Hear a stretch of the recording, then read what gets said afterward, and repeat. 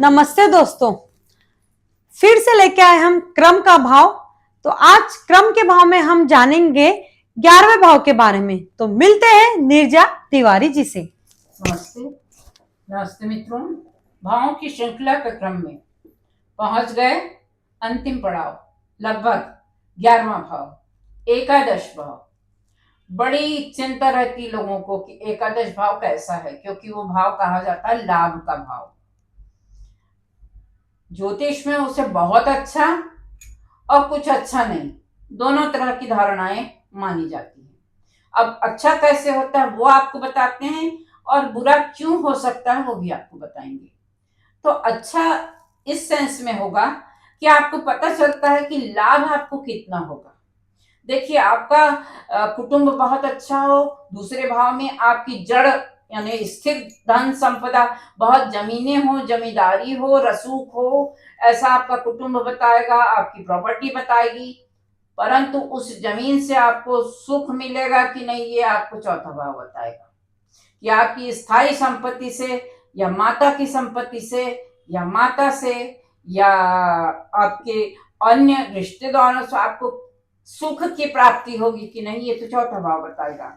परंतु आपको लाभ किससे होगा ये बताएगा 11वां भाव। जरूरी नहीं कि आपके पास बहुत बड़ी प्रॉपर्टी हो तो उससे आपको सुख मिले। कई बार ये देखा जाता है कि जातक अपने जीवन में बहुत यश कमाता है, बहुत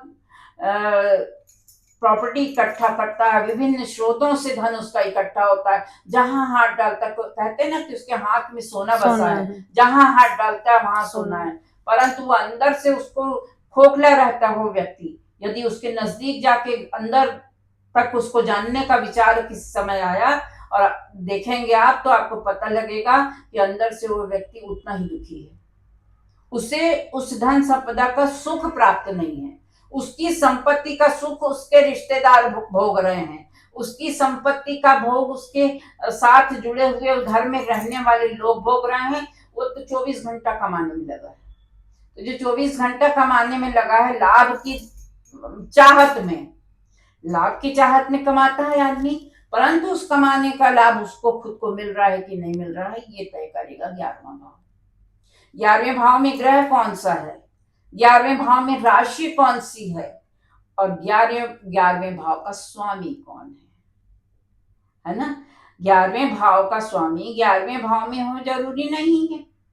पहला काल पुरुष का 11वां भाव होता है कुंभ राशि का, शनि की राशि का, जो बहुत इंटेलिजेंट बनाता तो है इंसान को, लेकिन धीरे धीरे लाभ देता है। परंतु आपकी कुंडली में यदि 11 नंबर पे 11वें भाव में 6 नंबर लिखा है, तो आपकी राशि वहां क्या हो गई, कन्या, द्विस्वभाव राशि, जिसके स्वामी होंगे बुध। मतलब 11 जो जिनके 11वें भाव में कन्या राशि पड़ रही है, उनके 11वें भाव का मालिक कौन हो गया, बुध हो गया। अब बुध मालिक है किराए, और उस घर में उस राशि में जो ग्रह उपस्थित है वो उस ग्रह का किराया, स्वामी का किराएदार हो गया। वैसी तो है ना भाई, 11वें भाव का स्वामी बुध ओनर है, 11वें भाव का मालिक है। वो उस राशि में जो ग्रह उपस्थित है, मान लीजिए चंद्रमा उपस्थित है, तो चंद्रमा बुध का किराएदार हो गया। अब ये देखना पड़ेगा चंद्रमा और बुध में दोस्ती है, दुश्मनी है, न्यूट्रल है, क्या है, ठीक है ना। शत्रुता है तो 11वें भाव के फल खराब हो जाएंगे, मित्रता है तो 11वें भाव के फल बढ़िया मिलेंगे, न्यूट्रल है तो ना लाभ होगा ना हानि होगी। तो प्रत्येक भाव को हम ऐसे ही देखते हैं। तो 11वें भाव से बिल्कुल अलग ढंग से तय होता है कि आपको लाभ कैसे मिलेगा। आपका कर्म तय नहीं करता कि आपको उससे लाभ मिलेगा, आपकी स्थायी संपत्ति तय नहीं करती कि उससे आपको सुख सुविधाएं मिल ही जाएंगी। दूसरा भाव, चौथा भाव, आपकी संपत्ति, कुटुंब, आपके स्थायी प्रॉपर्टी, जमींदारी, रसूखी, खेती लंबी चौड़ी, सब कुछ बताता है। पर उससे वो है आपके पास, ठीक है, चले मान लीजिए, परंतु उससे आपको लाभ मिलने वाला है कि नहीं मिलने वाला है, ये 11वें भाव की राशि, 11वें भाव का स्वामी ग्रह और 11वें भाव में उपस्थित ग्रह ही तय करेगा।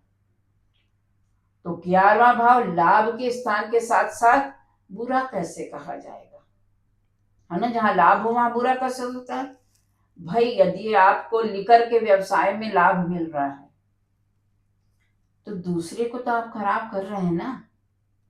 यदि आपको नशे की वस्तुओं से लाभ हो रहा है, वो आपको लाभ हो रहा है, पर सही मायने में आप दूसरे का तो बुरा कर रहे हैं। तो आपका कर्म क्या बना, है ना। आप कहेंगे भाई वो तो अपने मन से आया है, तो आप खोल के बैठे इसलिए वो आया है। अपना खोलते तो वो कहीं और जाता, किसी और का कर्म बनता, है ना। ठीक ऐसे ही यदि सट्टा से लाभ हो, जुए से लाभ हो, शेयर से लाभ हो, तो 11वां भाव ये बात भी तय करता है कि आप लाभ किस रास्ते से कमाएंगे। सत्य के रास्ते से कि तम के रास्ते से। जो रात के अंधेरे में जो होता है उससे आपको लाभ मिलेगा, कि दिन के उजाले में सूर्य की रोशनी में जो डंके की चोट पे हम काम करते हैं उससे आपको लाभ होने वाला है। इन्हीं अर्थों में 11वां भाव जो है लाभ का बुरा भाव भी कहा जाता है। लाभ तो होगा पर किस रास्ते पे चल के हो रहा है ये तय करता है कि आपका वास्तविक लाभ क्या है, नहीं तो आपकी हानि ही हानि है। तो विस्तार से जान गए हम कि 11वां भाव कैसे होता है, उसको कैसे देखा जाता है ना।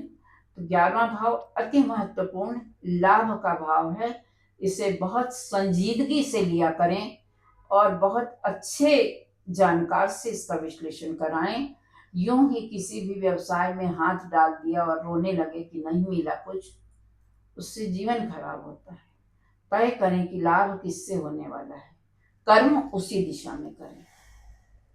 आपको कुंडली दिखाने से क्या होता है बोलते हैं ना, कुंडली दिखाने से ये होगा कि आप किस काम को करें तो आपको फायदा होगा।